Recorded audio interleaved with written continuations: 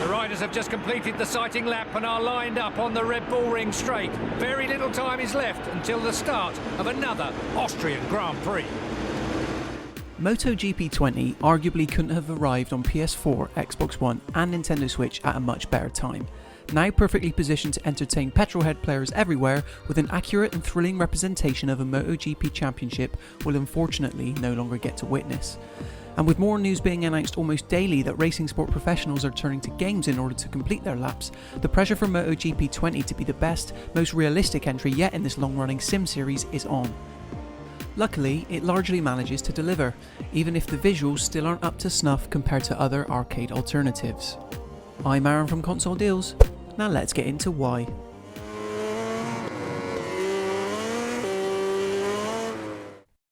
Before we get too deep into this review, full disclosure, I think it's worth mentioning that I am by no means a MotoGP expert. My history with the series does date as far back as 2013, where I weirdly platinumed that year's version on PlayStation Vita, sue me, but this will largely just be a casual player's perspective. The good news is that MotoGP 20 looks to seamlessly accommodate that, boasting a wide suite of customization options that lets you tailor the challenge of races pretty much however you like. The best representation of this is the AI difficulty slider found deep in the menus, which lets you slide things all the way down to easy, which is below 30%, or to a more realistic 100%. Speaking of which, Realism is very much where it's at this time around for MotoGP, as 2020's release offers up all manner of new improvements to how bikes handle and the ways you can adjust them. Of course, you're probably thinking, well duh, isn't the goal of any sim racer to provide the most realistic experience possible? Well, yes, but some games of this ilk do it better than others. It's essentially all about providing options, and in this regard MotoGP 20 doesn't let you down. Successfully building off of the ANA neural AI system first introduced in last year's entry, the machine learning powered tech once again returns here with improved knowledge on how to mimic real life racing, only now it also factors in tyre management and fuel strategy, both of which you're able to dive into too if you so wish. Neural AI is absolutely one of the major boons MotoGP has over other motorcycle racers like, say, TT Isle of Man, so it's nice to see it iterated upon here.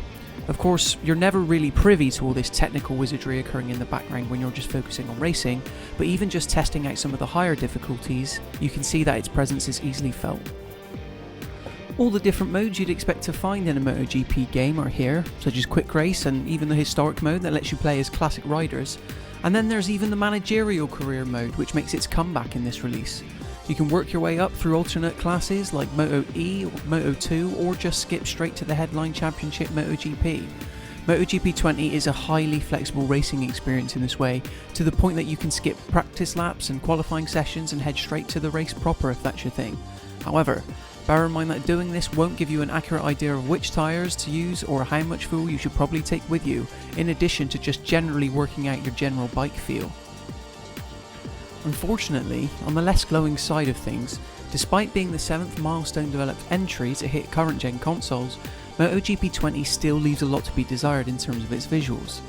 Granted, I reviewed the game on an Xbox One S, but when you have games that look as good as Forza Horizon 4 running on this same console, flat looking crowds and structures sporting some seriously ragged edges are a little disappointing. This is no doubt a result of Milestone working to an annual release cycle and its decision to focus more on how the bike feels to handle and manoeuvre, but it does make for an overall lack of flair.